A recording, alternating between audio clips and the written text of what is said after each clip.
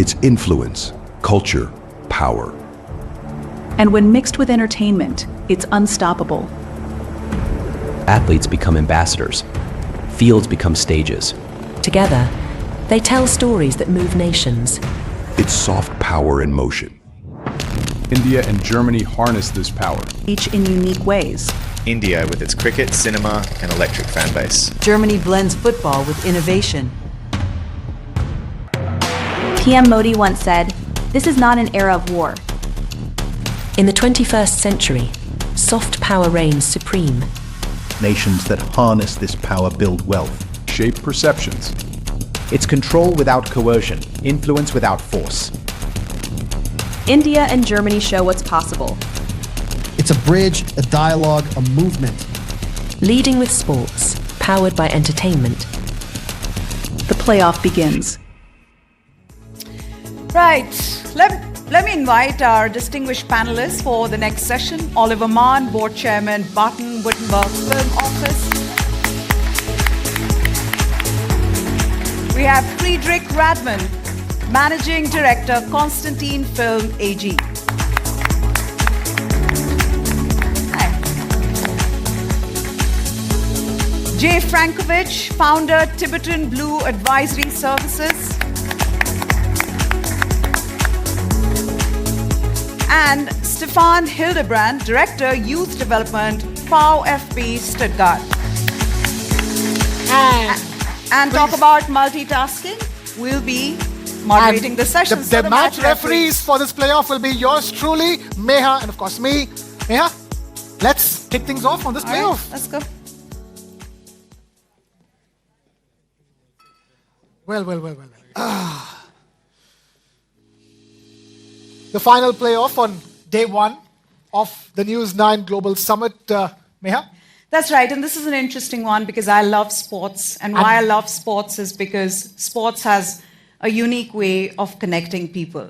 Whatever your differences may be, if you love a sport, connects like nobody else. Yeah. And I love entertainment. I love the movies, love Indian movies and German movies.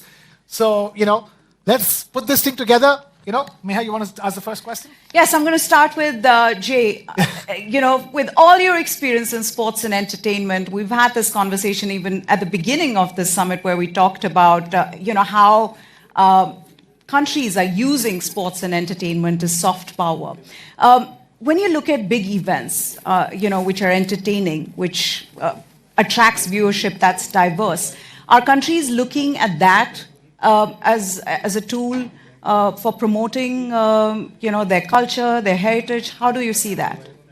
Well, I think if Dana White said it best, he was speaking about his growth rate in the UFC, and they said, Dana, how can you sustain this growth rate? And he said, by connecting with content, right? So if I don't connect with the content, then I don't have the ability to grow. So if you look at the Jake Paul fight, not the greatest athlete, right? The Super Bowl brings in 200 million viewers. Jake Paul brought in 125 million viewers. And, it was great for Netflix. Yeah. It was great for Jake Paul. Despite the troubles with the streaming. Yeah, I mean, listen, they have the NFL coming, so they had to practice, right? So, but it was also great for boxing, right? Not so much the Jake Paul fight, but if you watch that, women's sports in general, boxing in general, that was one of the best fights, and I don't want to say female fights, because it was one of the best fights that I've seen in the past 5 or 6 years.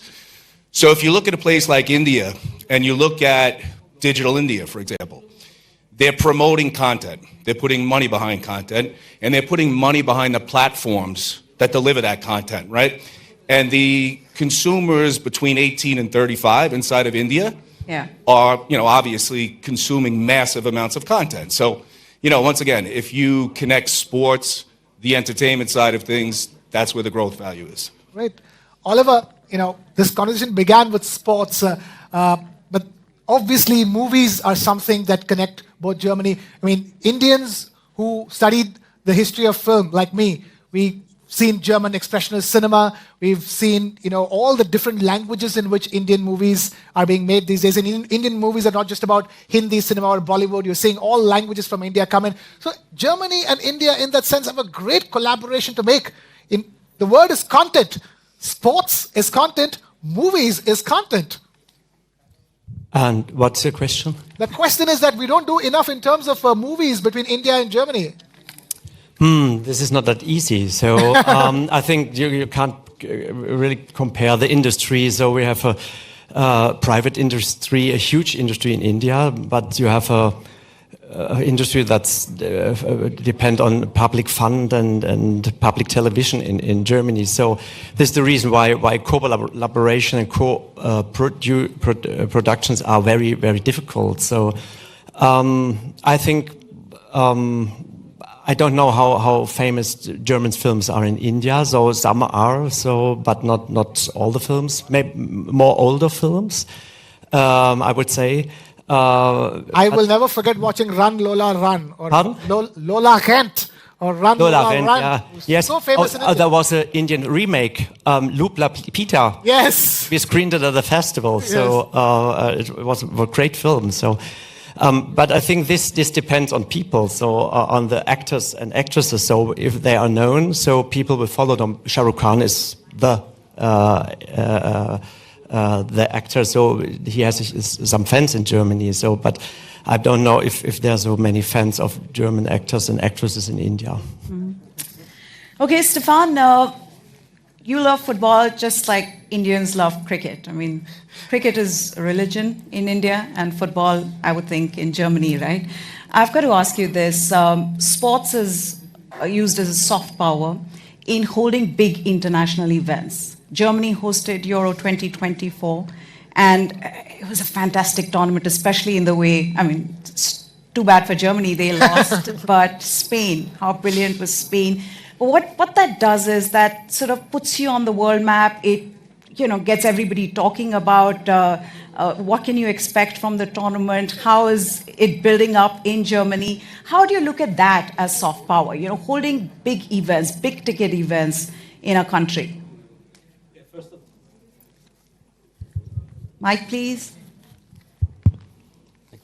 Yeah, first of all, I would like to thank the organizer for inviting me to this panel, to this event. Actually, I was asking myself a bit what could be my role here as a director of the youth development program of a football club here in Germany, and I'm happy to speak as a representative of the host here of this event. Yeah, but to answer your question, it is, if you're talking about sports, politics and economics are not too far. Yeah. And talking about big tournaments, it gives countries even a founding moment, like we experienced here in that country. I was in my past working in Qatar, and I remember the words of the ministry when he mentioned the meaning of coming together of different cultures in the youth. And what I experienced there is what in a divided world like we have now at the moment in sports, everything is possible. So we invited teams from India. Mm-hmm. When I was working for that national system of the Qatar national teams, then we built up cooperation with the club in Delhi. I was spending many nights in the Leela Palace when we were working together with Delhi Dynamos. So sport is building bridges, and as well sport is about creating values in terms of economics. This is what I experienced in my work, and of course in sports as well. Which leads me to the next question. Do you feel somewhat torn when you say you were working in Qatar? Now, people accused Qatar of sports washing before the World Cup, right? And I'm wondering how that fits into the scheme of things, because by the end of the World Cup, everybody was praising how well it was organized, how well it went. The tourism grew by some 400%. But as somebody who's part of the sporting ecosystem, do you worry about the integrity part of the sport with this? Not at all. I was working there for 5 years, and I know the Eurocentric way to view what's happened over there. And but I think we should not open a political discussion at this part. But what I see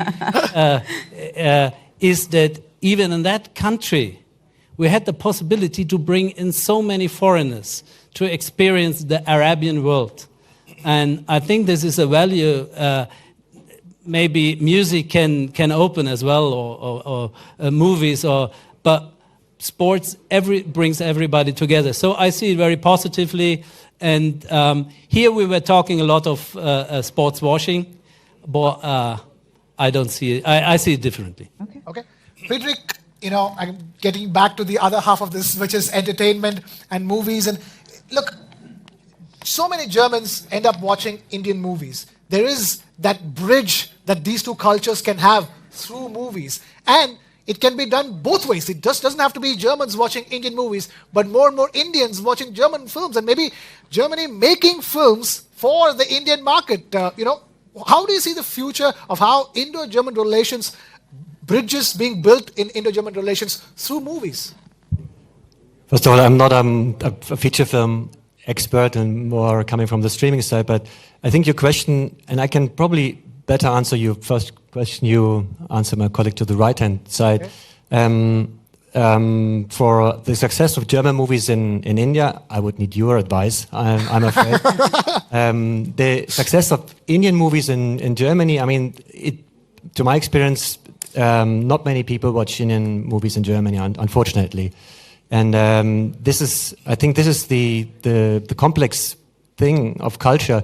In an internal market, services and products, they can easily shift from one country to the other and you use them. But in culture, it's different because you use your free time, in taste and cultural heritage becomes more important. And people tend to watch or consume films from places they know, language-wise, cultural-wise, maybe even religion and other topics. And India is such cultural-wise, such a very, very special place for Germans. It's another world. If you haven't been there, but I've been there in Kolkata 20 years ago, and I was so amazed by what I saw, what I sent.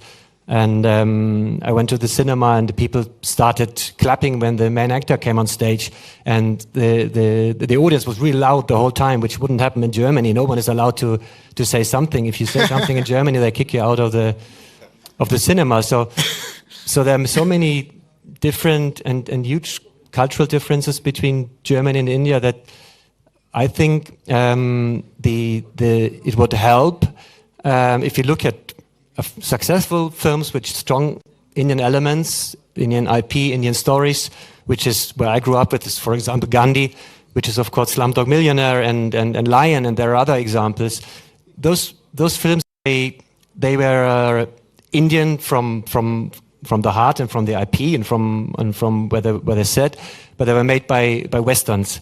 And I think to improve the success of Indian content in Germany, Indian filmmakers would need to learn from US or UK, especially filmmakers and production companies, how to address the Western market, because we are so different with the Bollywood music, with songs and stuff. We don't even know songs in movies, and we like to.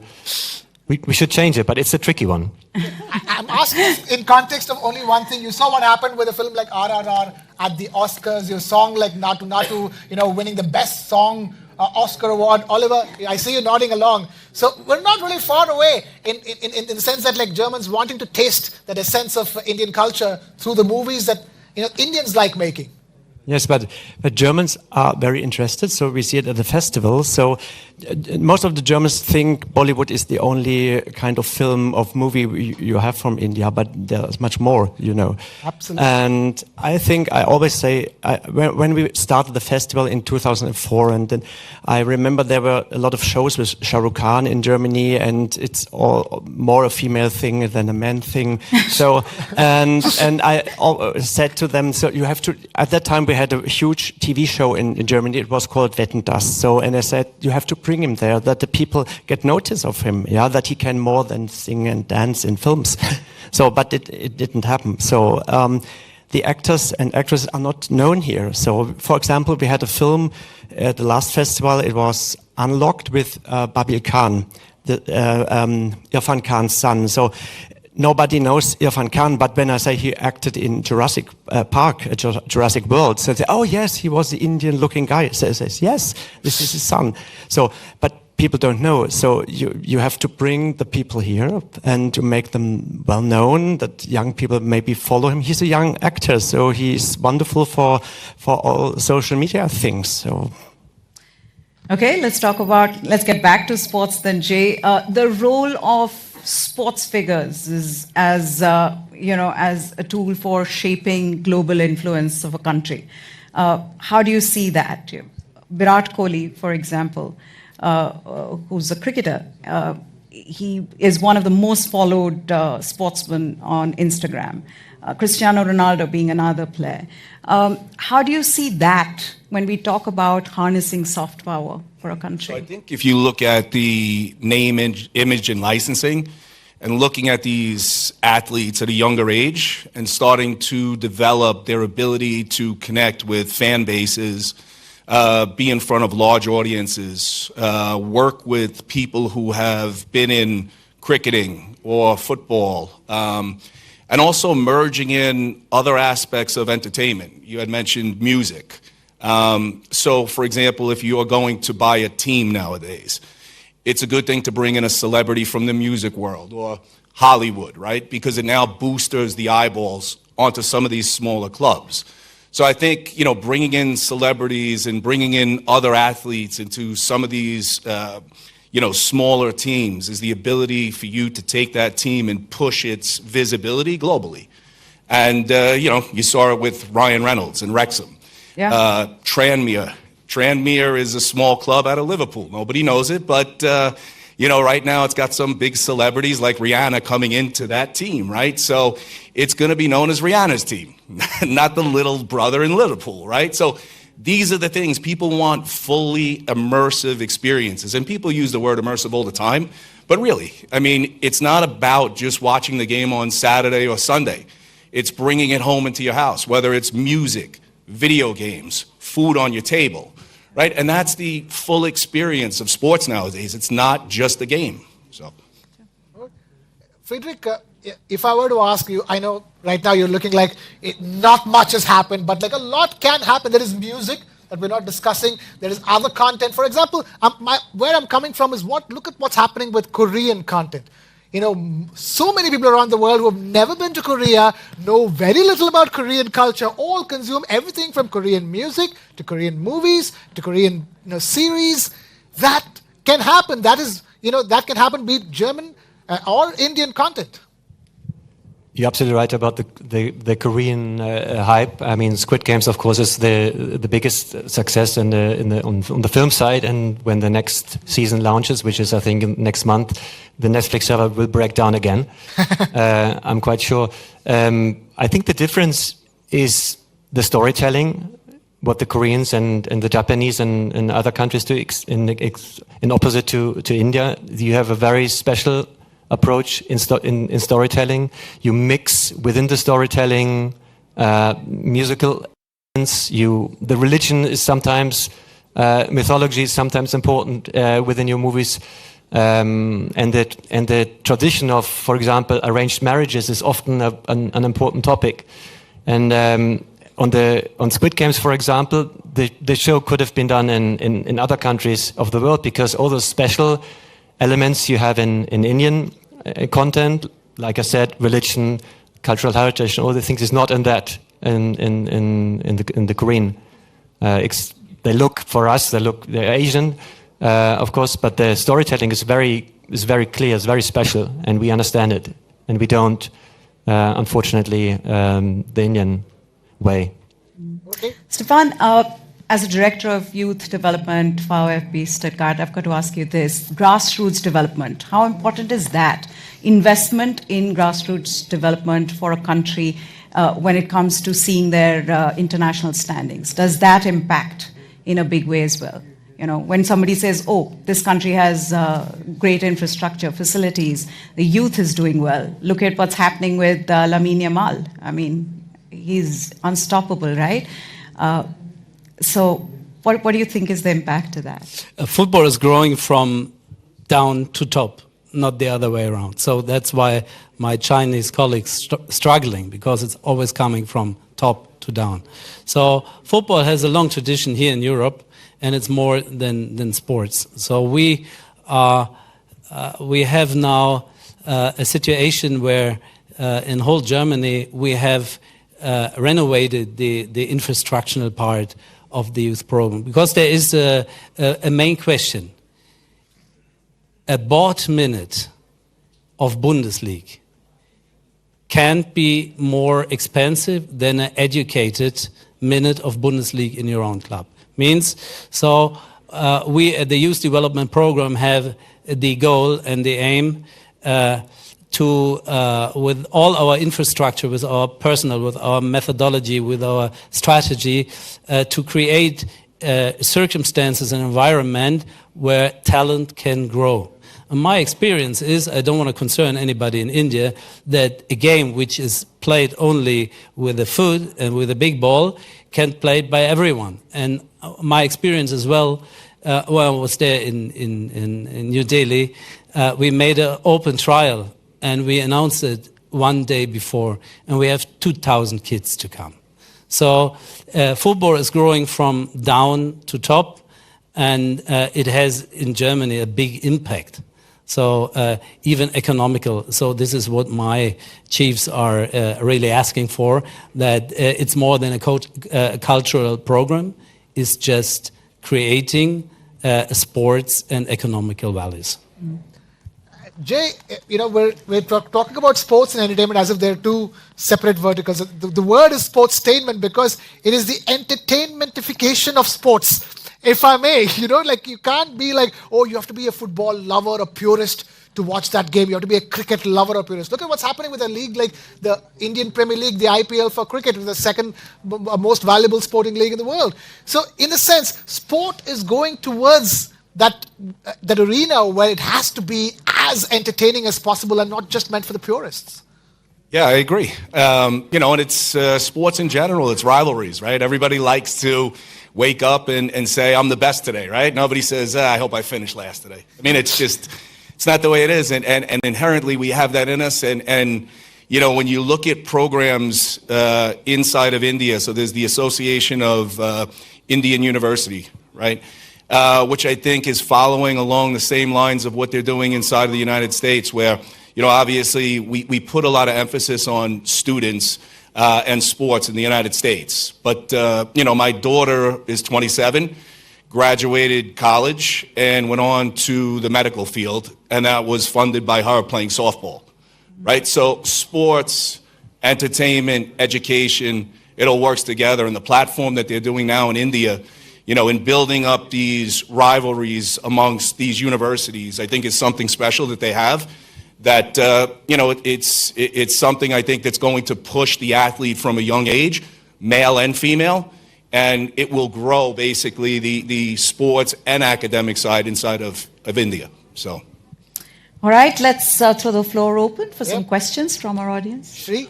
Yeah, so Friedrich, growing up in India, I've actually consumed a lot of German content. You'd be surprised. So there was one detective show called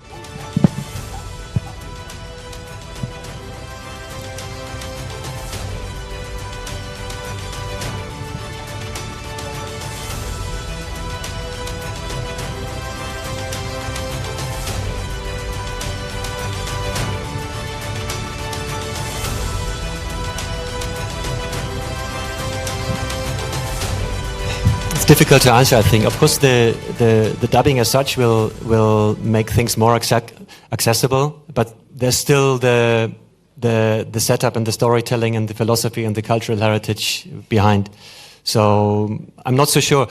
I think what we have to do is, we Germans, to travel more to India and to get to know better your country. I mean, 440 universities were built. Maybe some of them were film schools, so I can try to persuade film students to come over to your universities on the film side. And the same actually the other way around, that even more people than the 250,000 should come to Germany, be it for a longer period or only for a shorter period, that we get to know each other's culture better than we do at the moment, because it's really the different worlds. And if you sell products and services, I think it's easy because you don't interconnect with faces and with acting and that kind of stuff. But you only have the product and or the service, which you can use from any part of the world. But when you consume culture, it's really different. All right, I think we're running out of time. We've got to wrap this up, but I'm going to end with how I started this. Sports and entertainment has a unique way of connecting people. Somebody growing up in the 80s, 90s, watched a German show, still remembers it, has great memories of it. This is what sports and entertainment can do, and this is what we were talking about when we talk about harnessing soft power. Thank you so much, Oliver, Friedrich, Jay, and Stefan, for taking the time out and contributing to this. Can I add a last story? So I think it was the 10th anniversary, so we thought about a pre-event for the festival, and we asked an Indian soccer team to come. It was Mahindra United, and they want to come, but there was no club in Stuttgart who was interested to play against them. So maybe we can do it again. So, yes, please. That is... It's time for that to change for sure. Requesting all the panelists on this playoff to please stay on stage so that they can be felicitated with a stole from VfB Stuttgart. We have Mr. Barun Das from the TV9 network and from Kasper as well. I don't know what you were saying. Yes. And requesting all of you to just hold on for just a minute. We'll be done with this felicitation. Ladies and gentlemen, huge round of applause for all the panelists.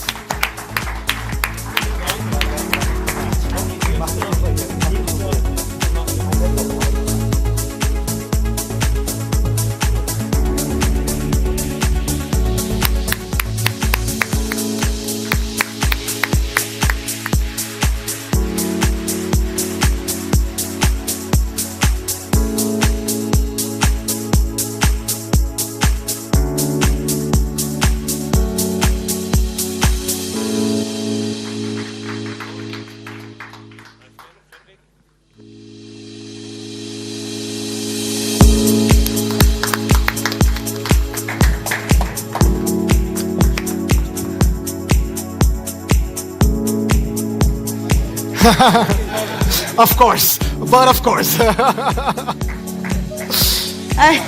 all got one. Thank you so much, Barunji, for doing the honors. Thank you so much. And thank you, Ruben, for doing the honors. Yeah.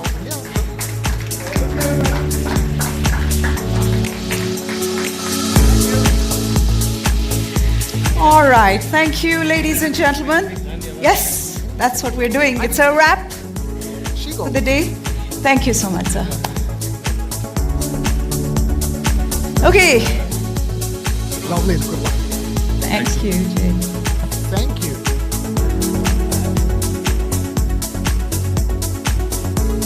Okay, I've been asked to make an announcement. All the delegates, please bring your badges tomorrow. It's very important. We invite you all to continue the conversation over drinks and dinner, and of course, good company. So yes, it's at the Porsche Tunnel Club. Requesting all of you to please continue the conversations at the